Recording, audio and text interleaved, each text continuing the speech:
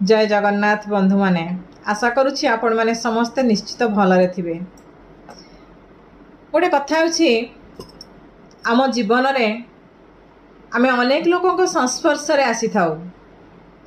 बेले बेले कथा कटाकटी रागरुषा मध्य होई थाए आउ आमे से कथा को मन भितरे मध्य धरी बसी थाउ।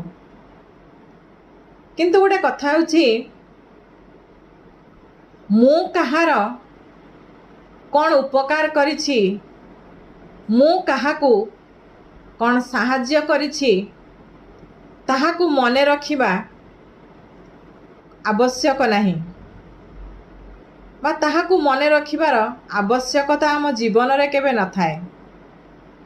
किंतु मोर किए उपकार करिछि, मोते किए साहाଯ୍य करिछि